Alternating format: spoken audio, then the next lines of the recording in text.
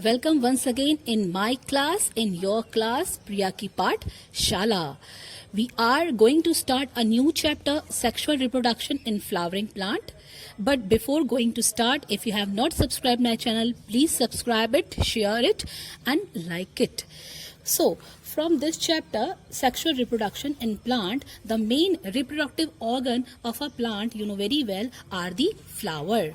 Okay, so sexual reproduction occur within specialized reproductive organ known as the flower. This you have read earlier in your lower classes. So first let's discuss about the structure of a flower. First, the terminal part of a flower which support, आप ये देख रहे हैं जो यहाँ पे green colour का part है, इसी के ऊपर सारे फ्लावर के अपेंडेजेस निकले हुए हैं, तो इसको हम बेस कह सकते हैं. And this base is known as the receptacle और द थैलेमस. ये जो फूला हुआ पोर्शन आपको दिख रहा है ये हमारा क्या है, थैलेमस है. Okay, so thalamus is the basal part from which all the floral appendages are coming out or which support all the floral appendages. Now, every flower has two main types or two main part. First part is the non-essential part. Non-essential part का मतलब ये होता है वो part जिसकी reproduction में तो जरूरत नहीं पड़ती है, बट ये प्लांट को हेल्प करता है. So they are also known as the helping whorl. Okay, so we have two helping whorl of a plant, of a flower. First, if you are watching here in the diagram, this green color, जो ये आपको green color का दिख रहा है, ये हमारी outer most whorl है. इसको हम first whorl बताते हैं. Okay, this first whorl is known as the whorl. whorl का name है calyx. ओके, और कैलिक्स का जो इंडिविजुअल लीफ सेगमेंट, एक सेगमेंट ये है, एक सेगमेंट ये है, ऐसे करके जो आप सेगमेंट देख रहे हैं, they are known as the sepal generally. So non essential जो पार्ट है उसका फर्स्ट पार्ट हमारा क्या हो गया है, सेपल. जो सेपल मिलकर क्या बनाते हैं, हमारी first whorl calyx. Okay, second non essential part of the flower is the very bright in colour. They are rich in nectar. आपने देखा होगा ब्राइटली कलर होते हैं, कभी कभी उसमें उनके जो पेटल्स होते हैं उसमें खुशबू भी आती है. Yes, second whorl is known as the corolla. और कोरोला का जो एक एक लीफ आप देख रहे हैं, इस पर्टिकुलर लीफ को हम क्या कहते हैं, petal. Okay, so first whorl is known as calyx made up of sepal. Second whorl is known as the corolla made up of the petal. Basically इन दोनों का काम क्या होता है, ये दोनों अपने अंदर, ऐसा अपने बर्ड देखी होगी तो ये अपने अंदर फ्लावर के जो मेन पार्ट हैं, मेल और फीमेल, उनको छपा के रखते हैं, उनको हटा के रखते हैं. So these non essential part we have to type. First one is the sepal and second one is the corolla. Sorry, sepal and second one is the petal. Now let's discuss about the two main whorl. Okay, these two main whorl are also known as the essential whorl or the reproductive whorl. Okay, second को हम क्या कहेंगे, reproductive whorl or the essential whorl. As the name suggests, reproductive whorl, every sexual reproduction of a flower has two main whorl. First is the male and second one is the female. तो let's get the third whorl. Third whorl is known as the male whorl और इसका name है हमारा androecium. This is the third whorl और the male whorl. अगर आप androecium को देखें तो every androecium is also known as the stamen. और जो ये स्टेमन होता है ये दो पार्ट से मिलकर बनता है. First one is known as the anther and second जो लॉन्ग आप थ्रेड लाइक स्ट्रक्चर देख रहे हैं, this is known as the filament. Okay, so every androecium और द थर्ड whorl और द मेल whorl और the reproductive whorl is made up of two part. Long is known as the filament and the above one is known as the anther. अब क्या होता है, कभी कभी anther, कभी कभी क्या आप इस डायग्राम में देख रहे हैं, तो एंथर इज बाइलोब्ड. बाइलोब्ड का मतलब ये वन लोब हो गया, ये टू लोब हो गया. जब एंथर बाइलोब्ड होता है तो उसको हम बोलते हैं dithecous. Dithecous anther. This is a general form of anther जहां पे आपको एंथर बाइलोब्ड मिलेगा. ओके, अगर इसको हम कट करेंगे, अगर इसका हम टीएस यानी कि ट्रांसफर सेक्शन काटेंगे तो ये बाइलोब्ड हमको 4 सैक्स में दिखाई देता है. ये जनरल है एंजियोस्पर्म का. But in some cases there is only a single anther. इसको हम कहते हैं मोनोथीकस. सिंगल लोब होगा, मोनोथीकस होगा और केवल 2 ही चैम्बर होंगे, एक ऊपर और एक नीचे, ऐसे करके. These two anther are connected in between by a connective. This one like this. ये इससे जुड़े हुए होते हैं. जो ये कनेक्टिव होता है ये जनरली स्टेराइल होता है. स्टेराइल का मतलब को पता है, it is not able to fertile any produces. ये स्टेराइल होता है और ये ग्रूव की तरह होता है. ये उसको ऑल अलोंग इस एक्सेस से क्या होता है, जुड़ा होता है. इसको हम कनेक्टिव के नाम से जानते हैं. Now come to the fourth whorl, that is the female whorl. Okay, this whorl is also known as the gynoecium, or this whorl is also known as the pistil. Okay, ये last whorl है, pistil और gynoecium के नाम से इसको हम जानते हैं. And this gynoecium is also known as the pistil or the carpel.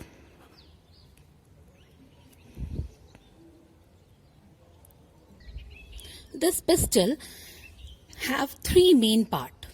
Okay, this pistil has 3 main parts. So first of all you are watching the basal part which is swollen. क्या है, फूला हुआ है. This part is known as the ovary. So क्या कहते हैं, ovary कहते हैं. Which bear the ovule. इसके अंदर आप ये देख रहे हैं क्या है, ये ovules है. Above the receptive, this is the receptive part. Okay आप ये देख रहे हैं फ्लैट स्ट्रक्चर दिख रहा है, ये रिसेप्टिव पार्ट है. इसका नेम है हमारा क्या, स्टिग्मा. इसको हम किसके नेम से जानते हैं, स्टिग्मा के नेम से जानते हैं. और ये पोलन ग्रेन को लेता है, रिसेप्ट करता है. And now there is a long connective between the stigma and the ovary. के बीच में कनेक्टिव है. This connective is known as the style. Okay, so basically a flower has 2 main part. One is non-essential part made up of 2 whorl, corolla and the calyx. Reproductive part or essential part made up, the male part is known as the androecium and female part is known as the gynoecium. Now one more thing, the anther which you are watching here and इसके बीच में जो filament है, इनके बीच में जो connection होता है, जो अटैचमेंट होता है, it can be a 4 type attachment. ठीक है, इसको हम 4 तरह ड्रॉ कर सकते हैं. Suppose this is a bilobed anther, और अगर इसमें हमारा जो बाइलोब्ड एंथर है, इसमें जो फिलामेंट है अगर वो बिल्कुल बेस से लगा होगा, आप देख रहे हैं बिल्कुल बेस से लगा हुआ है, तो इसको हम बोलते हैं बेसी फिक्स्ड. क्या बोलते हैं, बेसी fixed anther. Okay, if this anther, this filament is attached to the dorsal side. dorsal का मतलब बैक साइड से लगा होगा, like this. इसको हम बोलेंगे क्या, dorsifixed यानी कि बैक साइड. अगर ये फिलामेंट इस एंथर के पूरे ऑल अलोंग द एक्सिस से जुड़ता हुआ आएगा, so it is known as the adnate. What does it known, it is known as the adnate. But another location you are finding here, that anther is situated like this and the filament is attached like this. ऐसे देख के इसको लगेगा आपको कि जो anther है वो हवा में झूल रहा है, उसको कहीं से अटैचमेंट नहीं है, वो यहाँ भी गिर सकता है, लाइक अ सीसॉ, यहाँ भी गिर सकता है, यहाँ भी गिर सकता है, एक झूल रहा है इस सिचुएशन में. और ये क्यों आ रहा है, ताकि विंड पॉलिनेशन हो सके. Okay, this type is known as the versatile. So on the basis of the position of anther and the filament, we have 4 kind of anther: basifixed, dorsifixed, adinate and the versatile, depending upon the need. Okay, now let's move to the next topic, that is the development of the pollen sac. यानी कि अब हम बात कर रहे हैं male part of the flower की, कैसे वो मेल गैमेटोफाइट में जनरेट होगा. Now, the stamen or the microsporophyle concerned with the production of microspore. आपको पता है जो एंथर है, एंथर के ऊपर आपने अगर चाइना रोज का फ्लावर देखा है, उसके ऊपर स्मॉल येलो कलर के स्पोर लाइक स्ट्रक्चर होते हैं, जिसको हम जनरली बचपन में पॉलन ग्रेन के नाम से जानते थे. Okay, so these pollen grain are nothing, they are known as the microspore here. उनको हम क्या बोलेंगे अब बड़े होके हायर क्लासेस में, they are known as the microspores. Each anther lobe develop into 2 pollen sac, which I have shown here, that each anther lobe, एक anther lobe ये है, इससे 2 pollen sac बने हैं, एक pollen sac ये, एक pollen sac ये. In this way, bilobed anther have the 4 pollen sac, 1, 2, 3, 4. Here have the 4 pollen sac. If we take a TS look, अगर मैं इसका transverse section काटेगा, तो we are going to find out there are the 4 walls here. Very important, there are the 4 walls here. Outermost wall is known as the epidermis. Okay, outer wall जो है वो हमारी epidermis होती है, वो single layer की बनी होगी, सिंगल से लेयर की बनी होगी आउटर मोस्ट वॉल. फंक्शन क्या होगा आप ये डिस्कस करेंगे लेटर ऑन. इसके अंदर की जो लेयर होती है that is known as the endothecium. इसको हम क्या बोलते हैं? एंडोथीशियम. सेकेंड वन है, अगेन ये एक सिंगल लेयर की बनी होती है, एंडोथीशियम सेकेंड वॉल की है. Then we have middle layer जो हमारी 1, ये जो हमारी 2 या 3 लेयर्स की बनती है middle layer, endothecium, and last and very important is the tapetum. So this is the innermost layer. Okay, outermost is epidermis, innermost is tapetum. Now let's have a TS look of this structure or the mature anther. So this is the TS of a mature anther. जहां पे आप ये देख रहे हैं outermost layer is known as the epidermis, made up of single layer cell. हमने इसका TS cut कर रखा है, ठीक है. उससे एपिडर्मिस के बाद we have the endothecium. This is epidermis outer most, this is endothecium. अंदर की जो लेयर आप देख रहे हैं 1 और 2, this is a middle layer. Okay, and inner most is known as the tapetum. अगर आप इस डायग्राम को ध्यान से देखें तो हमको देखने में ये पता चल रहा है that tapetum have very large nucleus. Nucleus जो है बहुत बड़ा है. एंड साइटोप्लाज्म जो आप ये देख रहे हैं it is very very dense. कैसा है? बहुत डेंस है, बहुत घना है. In between these 4 lobes, there is one which we have discussed earlier about the connective. ये connective है, ठीक है. और connective का काम क्या होता है? Which is sterile. ये 2 lobes को आपस में join करवाता है. And we have this a small mass of cell here. This mass of cell is known as the sporogenous tissue. So this mass cell is known as the sporogenous tissue. So let's first discuss about the function of epidermis. Epidermis का function क्या है?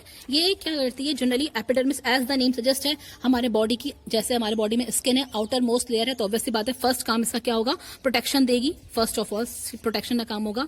And जब ये mature हो जाता है anther, उस time पे जो आप ये ज्वाइनिंग देख रहे हैं यहाँ से, ओके, यहाँ से डहीसेंस, यहाँ से ये रप्चर होगी और स्ट्रेच हो जाएगी इजीली और हट जाएगी, रप्चर हो जाएगी. First of all.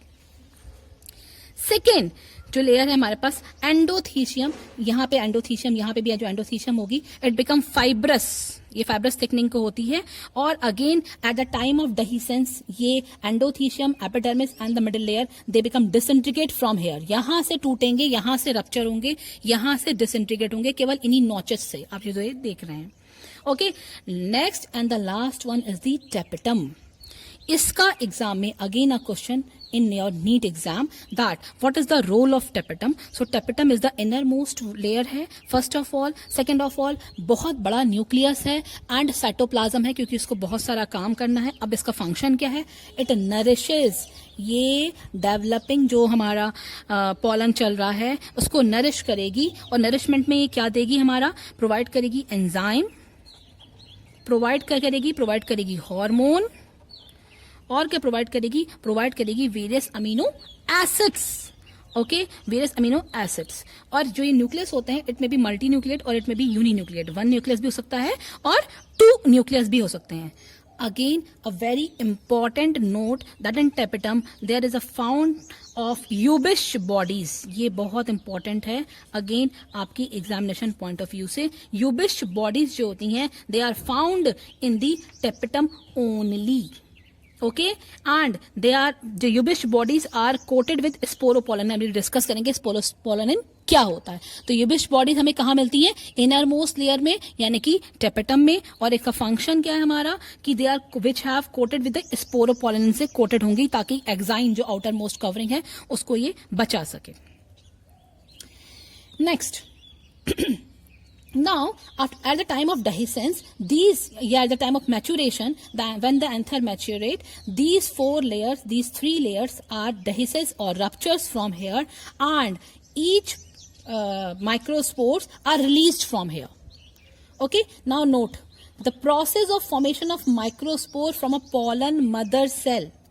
From a pollen mother cell, जो भी हम बात करेंगे, पॉलन मदर सेल जनरली क्या होता है कि जब आपका ये एंथर बन रहा होता है, तब जब आपका ये माइक्रोस्पोर बन रहा होता है, उस टाइम पे यहाँ पे माइटोटिक डिवीजन होता है. कहाँ से होगा हमारा, जो मैंने अभी डिस्कस किया था, sporogenous tissue. Okay, this sporogenous tissue is very very important. इसका फंक्शन क्या है कि ये हमारे सेंटर में होता है, बीच में, यहाँ 1 2 3 4.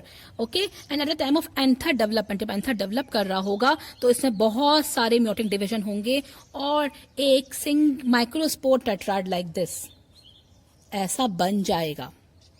बट माइक्रोस्पोर टेट्राड या पॉलन मदर सेल जो बनती है, उसके 3 स्ट्रक्चर्स बनते हैं. This second one is this. 4 cells ही बनेंगी हर हाल में. यहाँ पे 3 आगे हैं और एक कहाँ है, पीछे है. ठीक है, अगर हम इसको इस फॉर्म में देखें तो we have the 4 cells here. अगर हम इस फॉर्म में देखें, we have the 4 cells hair.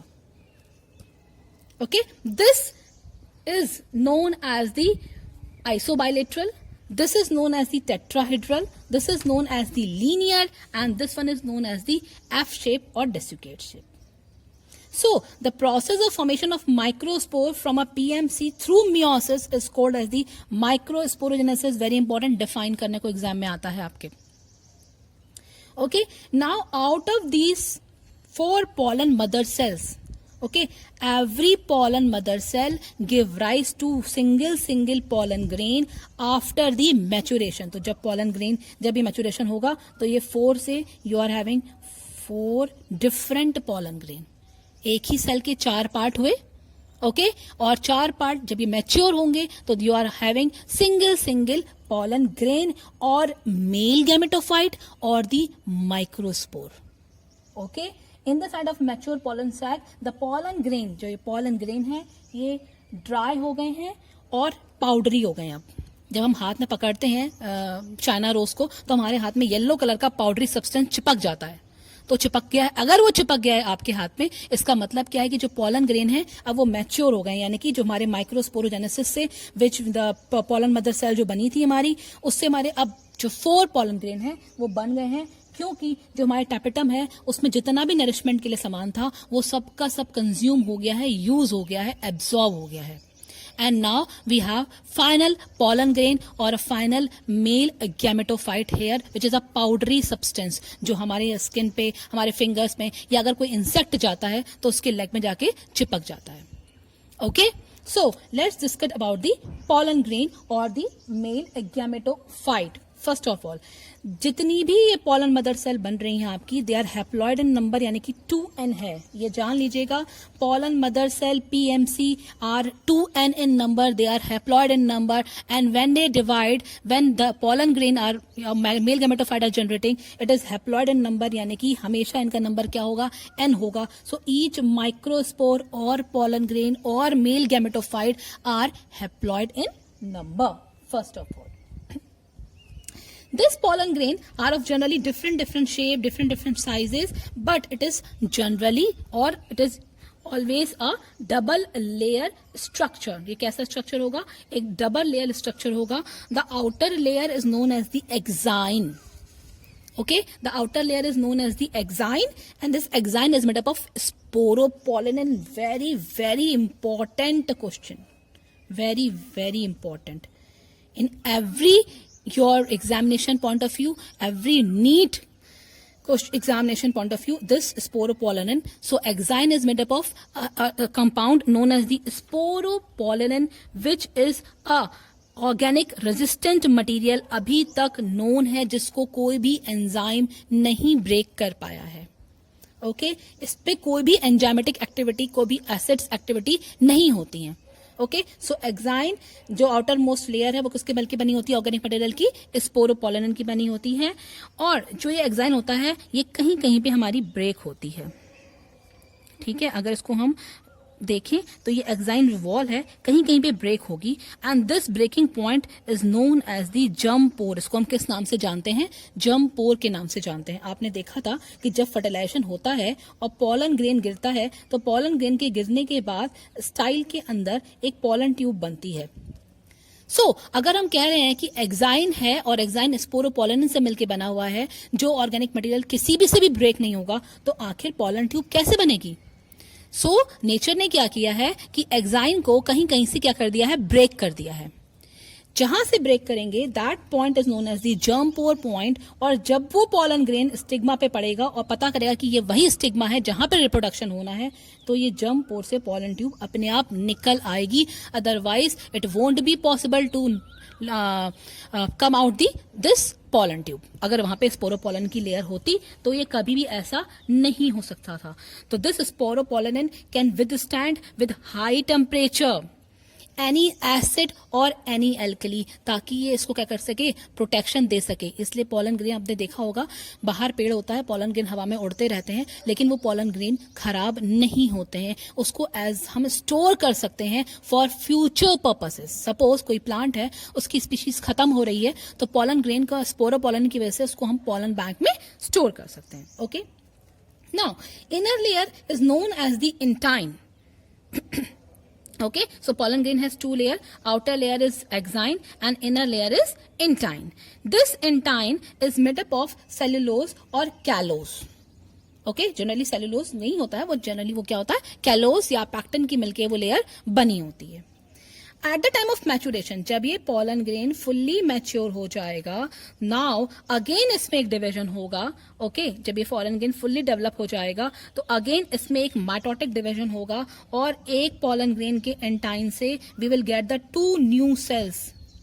Okay, in the diagram you are watching, we are getting the 2 new cells. The one cell is vegetative cell, which is bigger. Size में कैसी है, बड़ी है, large है. And a generative cell, which is what?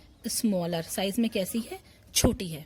So at the time of maturation, जब ये cell mature हो जाएगी, जब ये पोलन ग्रेन हैप्लॉइड जो नंबर में है ये बड़ा हो जाएगा, मैच्योर हो जाएगा, रिप्रोडक्शन के काबिल हो जाएगा, it will divide a mitotically and a cell goes mitotic division forming a 2 cell, one is vegetative cell and second one is the generative cell.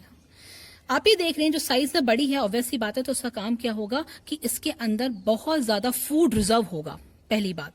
ठीक है, जो न्यूक्लियस होगा इसका वो इरेगुलर शेप का होगा, पर्टिकुलर समवॉट सर्कल ना होके इरेगुलर शेप में इसका न्यूक्लियस मिलेगा। Second is a generative cell. This generative cell is small, छोटी होती है, और जो ये साइटोप्लाज्म है इसमें क्या करेगी, फ्लोट करेगी यहां वहां। ठीक है, फ्लोट करेगी। जो इसका न्यूक्लियस होगा वो जनरली क्या होगा, स्पिंडल शेप का होगा। This is known as the 2 celled stage. Okay, और जनरली 60% जितने भी एंजियोस्पर्म होते हैं उसमें इस 2 सेल स्टेज में पोलन ग्रेन शट ऑफ हो जाते हैं, यानी कि स्टिग्मा पे आके गिर जाएंगे। बट कभी कभी क्या होता है, कुछ स्पीशीज में अगेन एक डिवीजन होता है और ये 3 सेल स्टेज में डिवाइड होता है और ये 3 सेल स्टेज में शट ऑफ होता है। Okay, up to here clear? Up to here what we have discussed? We have discussed about the anther which is bilobed. This is the TS of the anther, and we have found out that the TS of the anther. Each anther is made up of 4 layers. Outermost is epidermis, then endothecium, then 2 or 3 middle layer बनी होती है, and innermost is the tapetum. Okay, this tapetum is having the microspore mother cell or the MMCs के नाम से इसको हम जानते हैं। This microspore mother cell through meiosis form the 4 cells. ठीक है, this process is known as the microsporogenesis. After maturation, these 4 mother cell or these tetrad will divide and give rise to the 4 different pollen grain which are haploid in number, यानी कि this pollen grain are n in number. So this pollen mother cell are 2n in number and pollen grain are n in number. This pollen grain is made up of 2 cell stage. First outermost is exine, which is made up of sporopollen and very high resistive organic material, and this entine which have the nucleus. After maturation, this entine divides meiotically and it gives rise to a 2 cell vegetative cell and the generative cell. Now, this is known as the mature gametophyte. At this stage, जब ये stage आएगी तब pollen grain क्या हो जाएंगे, release हो जाएंगे environment में और ये छूट जाएंगे। अब बात क्या आती है, जो ये पॉलन ग्रेन होते हैं, ये पॉलन ग्रेन की वायबिलिटी, मतलब सपोज आज पॉलन ग्रेन गिरा है तो ये कितनी देर तक इसमें एबिलिटी रहेगी कि ये रिप्रोडक्शन के काबिल रह सके। तो जनरली कुछ कुछ प्लांट में वायबिलिटी जो होती है वो 30 मिनट्स तक होती है कि प्लांट ने इसको रिलीज किया, विंड पॉलिनेशन हुआ, प्लांट ने रिलीज किया, यहां से इसको एंथर में स्टिग्मा में जाने के लिए 30 मिनट का टाइम है। 30 मिनट्स तक ये वायबल है और 30 मिनट्स तक इसका जो डिजायरेबल प्लांट होगा, अगर ये इसमें गिरता है तो रिप्रोडक्शन फर्टिलाइजेशन स्टार्ट हो जाएगा। किसी किसी में लाइक फैबेसी 1 मंथ और 2-3 मंथ्स, जैसे आपने देखा दाल वाले पौधे, साबुत दाल होती है, राजमा, मटर, चना, इन सबको हम लोग महीनों तक स्टोर कर सकते हैं और अगर इसको हम दोबारा करते हैं तो ये फिर से जनरेट हो जाते हैं। तो किसी किसी में वायबिलिटी जो होती है वो 1 मंथ, 2 मंथ और 3 मंथ तक भी सर्वाइव हो जाती है, बट जनरली जो वायबिलिटी होगी that is of 30 minute. Okay, now there are few note or few point which you have to know about the pollen grain. First of all, these pollen grain causes allergies and respiratory disorders. सबसे पहले important है, जब ये गर्मियों का time आता है, नए नए प्लांट में pollen grain आते हैं, तो pollen grain से हमें क्या होती है, रेस्पिरेटरी डिजीज चालू होती है, इसको हम ब्रोंकाइटिस या एस्थमा के नाम से जानते हैं। अब क्या हुआ था, एक होता है कैरेट ग्रास, ठीक है, एक ये वीड है, दिस इज अ वीड, ये एक्सोटिक है। एक्सोटिक का मतलब क्या होता है, विदेशी इसको हमारे वहां ले आए थे या उनके सामान में ये आ गया था, ठीक है, दिस इज अ वीड। इसकी जो एलर्जी होती है, ये सबसे खतरनाक रेस्पिरेटरी डिजीज मानी जाती है, इसको हम हे फीवर के नाम से जानते हैं। Again a question, first question is this, name the weed which causes the pollen allergy. Answer is your carrot grass और पायरेथेनियम। ओके, और पार्थीनियम जो होता है स्कैलेट ग्रास का बायोलॉजिकल नेम है, और इससे जो हमारा एलर्जी होगी उसको हम क्या कहेंगे, हे फीवर के नेम से जानते हैं। First, second note you have to know that pollen grain are well preserved as fossil, as I told you earlier that exine is made up of sporopollenin से मिलके बनता है। सो ये sporopollenin जो है, इसी की वजह से हम pollen grains को प्रिजर्व कर सकते हैं नंबर ऑफ ईयर्स तक। But the method is known as the cryopreservation. वो मेथड का नाम क्या है, क्रायो प्रिजर्वेशन है, जिसमें -196 डिग्री सेंटीग्रेड पे लिक्विड नाइट्रोजन गैस में इसको स्टोर किया जाता है, just like a seed bank और अ जर्म प्लाज्म बैंक और अ स्पर्म बैंक। बिल्कुल वैसे ही हम पॉलन ग्रेन को पॉलन बैंक में स्टोर कर सकते हैं। इस मेथड का नेम है क्रायो प्रिजर्वेशन। इसमें क्या होता है, in this technique liquid nitrogen जो गैस होती है उसमें -196 डिग्री सेंटीग्रेड में इसको हम क्या करेंगे, स्टोर करेंगे। And last point is that these pollen grain are very rich in nutrient. हमने बात कर रखी थी कि ये बहुत क्या होते हैं, न्यूट्रिएंट में रिच होते हैं। इस वजह से इसको आजकल लोग food supplement in the form of tablet या in the form of syrups लेने लग गए हैं, स्पेशली ग्रोइंग चिल्ड्रन हो या एथलीट हो।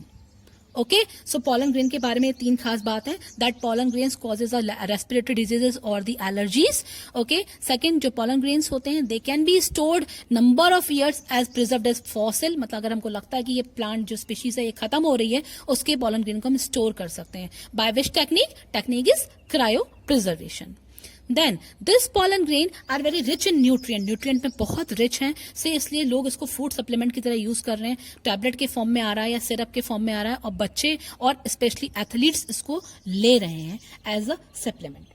So this is all about the formation of the male gametophyte or the microsporogenesis.